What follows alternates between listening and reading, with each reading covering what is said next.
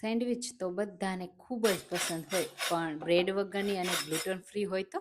Hello friends, હું છું શીતલ. તમારું સ્વાગત છે મારા કિચનમાં.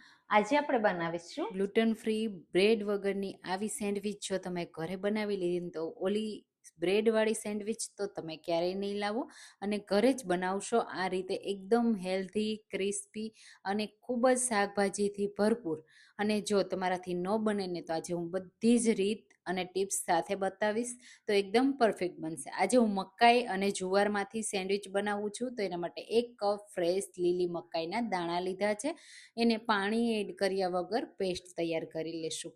અહીંયા હું લીલું મરચું એડ નથી કરતી, તમારે લીલું મરચું એડ કરવું હોય તો પહેલાં જ એડ કરી દેવાનું. અને આ રીતની પેસ્ટ રેડી કરવાની. તમે જુઓ મિક્સર જારમાં એકદમ થીક છે, અને બિલકુલ એમાં પાણી એડ નથી કર્યું, કારણ કે મકાઈમાં ઓલરેડી પહેલેથી જ પાણી નેચરલી હોય છે, તો આપણે એક્સ્ટ્રા પાણી એડ કરવાની જરૂર નથી પડતી. આ રીતે બધું મિક્સર જારમાંથી એકસાથે એક બોલમાં લઈ લેશું, અને પછી એમાં શાકભાજીમાં ડુંગળી, તમે જે પણ શાકભાજી પસંદ હોય ને બધા એડ કરવાના. મકાઈના દાણા, કેપ્સિકમ એડ કરીશું, ગાજર એડ કરીશું, ફ્રેશ લીલા ધાણા એડ કરીશું. અહીંયા હું કાકડી પણ એડ કરું છું, જો તમારી પાસે હોય તો એડ કરવાની. અને સાથે મસાલામાં ચાટ મસાલો એડ કરીશું, ચીલી ફ્લેક્સ એડ કરીશું. જો લીલું મરચું એડ કર્યું હોય તો ચીલી ફ્લેક્સ સ્કીપ કરવાની. મરી પાવડર એડ કરીશું, અને સાથે મીઠું એડ કરી દેશું. બસ હવે એડ કરીશું લોટ. તો અહીંયા પહેલાં આપણે અડધો કપ જુવારનો લોટ એડ કરીશું. ખાસ ધ્યાન રાખવાનું, લોટ અને શાકભાજીનું પ્રમાણ સરખું રાખવાનું છે. તો શાકભાજી અને લોટનું પ્રમાણ જો સરખું હશે ને તો બ્રેડ છે ને એકદમ પરફેક્ટ બનશે. પહેલાં આપણે અડધો કપ એડ કર્યો છે. અહીંયા લોટ પણ વધી ન જવો જોઈએ અને શાકભાજી પણ વધી ના જવા જોઈએ. જો શાકભાજી વધારે હશે ને તો બ્રેડ છે ને એનું બાઇન્ડિંગ જ નહીં આવે અને પરફેક્ટ નહીં બને. તો લોટ પણ પરફેક્ટ હોવો જોઈએ. અહીંયા આપણે રવો, મેંદો કે કોઈ બીજી વસ્તુ એડ જ નથી કરવાની, માત્ર જુવારનો લોટ. અને હવે પહેલાં પાણી એડ કરી એડજસ્ટ કરી લેશું. જો જરૂર લાગે ને તો જ બાકીનો અડધો કપ લોટ એડ કરીશું. તો જો પરફેક્ટ બેટર હશે અને પરફેક્ટ તમે ટાઈમિંગ આપ્યો હશે ને તો ક્યારેય તમારી બ્રેડ વિખાશે નહીં, તૂટશે નહીં, મશીનમાં ચોટશે નહીં, પરફેક્ટ જ બનશે.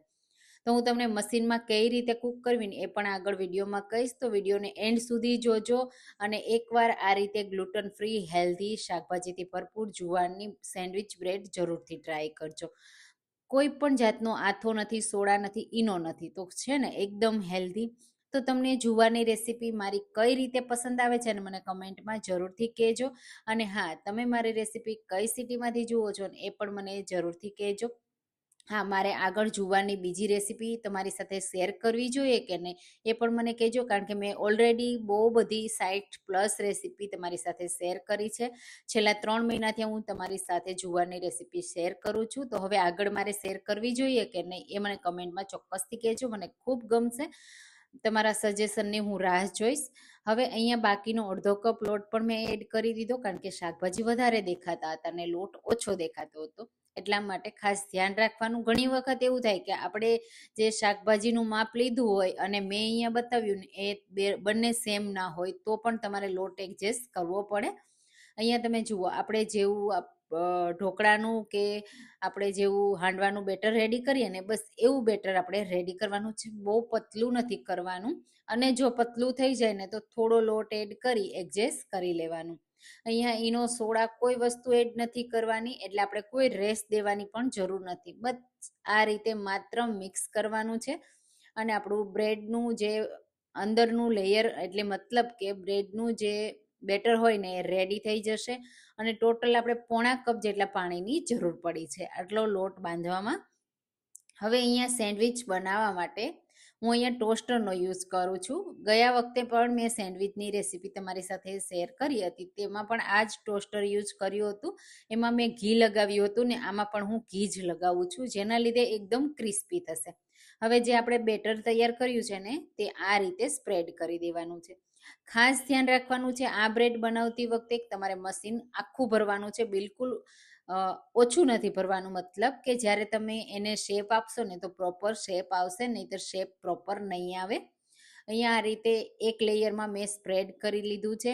હવે જો બાળકો ખાવાના હોય ને તો એમને ચીઝ વધારે પસંદ હોય, તો તમે ચીઝ સાથે પણ બનાવી શકો છો. ચીઝ સ્લાઇસ રાખી શકો છો, આ રીતે મોઝરેલા ચીઝ રાખી શકો છો. અને અંદર કોઈ પણ તમારે સ્ટફિંગ રાખવું હોય ને, દાખલા તરીકે કોઈ પણ સ્ટફિંગ તમને પસંદ હોય ને એ પણ સ્ટફિંગ તમે રાખી શકો છો. તો હું સિમ્પલ આ રીતે ચીઝને સ્પ્રેડ કરું છું. હવે આ ચીઝ છે ને મેલ્ટ થશે ને એટલે ચોટી જશે ઉપરના લેયરમાં, એટલે ફરીથી આપણે થોડું બેટર રાખવાનું અને આ રીતે કવર કરી દેવાનું. તો અહીંયા તમે જોયું ને આ સેન્ડવિચમાં આપણે ઈનો સોડા આથો કોઈ વસ્તુ નથી એટલે ફૂલશે ને, એટલે ખાસ ધ્યાન રાખવાનું મશીનને આખું ભરવાનું છે, જેના લીધે તમારી પરફેક્ટ બ્રેડ બનશે, નહીતર શેપ પણ નહીં આવે ને એકદમ પતલી પણ બનશે. હવે એકદમ સરસ રીતે આપણે ચીઝને કવર કરી દેવાનું છે. તમે જુઓ આ રીતે મેં સરસ કવર કરી દીધું, ઉપરથી આ રીતે સ્મૂથ કરી દેવાનું છે અને પછી મશીનને બંધ કરી દેવાનું છે. આ રીતે પ્રેસ કરી અને રેડ લાઇટ થશે, પછી ગ્રીન લાઇટ થાય એકવાર, 2 વાર અને 3 વાર ગ્રીન લાઇટ થાય ને ત્યાં સુધી થવા દેવાનું. તમે જુઓ અહીંયા ગ્રીન લાઇટ થઈ ગઈ છે. હજી હું મશીન ખોલું ને તો મશીન આ રીતે ખુલતું નથી અને પરફેક્ટ બ્રેડ બની નથી. ઘણી વખત એવું થાય કે આપણે તરત જ ખોલી દઈએ અને પછી વિખાય છે. એવું નથી કરવાનું, કારણ કે આપણે પહેલેથી જે સેન્ડવિચ બનાવતા હોય ને એની બ્રેડ તો કૂક થયેલી હોય છે. આને આપણે કૂક કરવાની છે બધા વેજીટેબલ સાથે. આ રીતે ધુમાડા નીકળવા માંડે અને તમને એવું લાગે કે હવે 15 મિનિટ ઉપર થઈ ગયું છે અને સાઈડમાંથી પણ તમને આ રીતનું દેખાય કે ક્રિસ્પી થઈ ગયું છે, ત્યારે જ તમારે એને ખોલવાનું છે.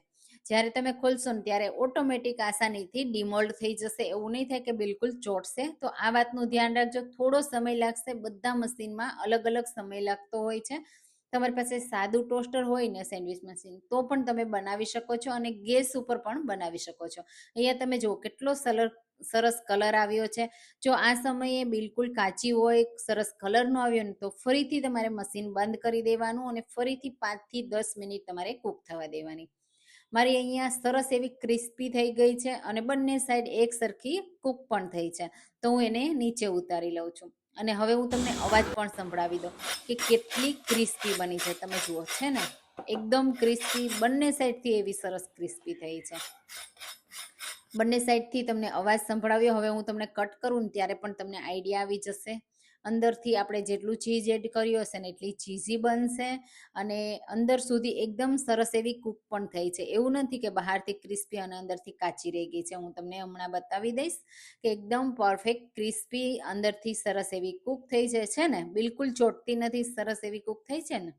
તો બસ આપણી સેન્ડવિચ બ્રેડ બનીને તૈયાર છે. આ રીતે એના ટુકડા કરી અને ઉપરથી ચીઝથી ગાર્નિશ કરી અને સર્વ કરજો. નાના બાળકોથી લઈ મોટા બધાને ખૂબ પસંદ આવશે.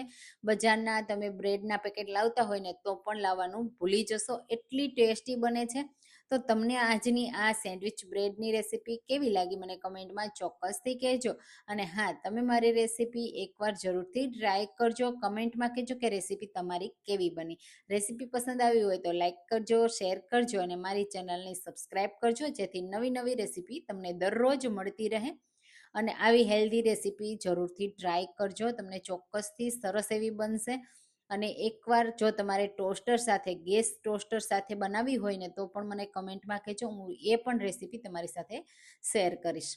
તો આપણી બ્રેડ તો બનીને રેડી છે. તો ચાલો તમે પણ બનાવો. ફરીથી મળીશું એક નવી રેસીપી સાથે. ત્યાં સુધી થેન્ક યુ ફોર વોચિંગ.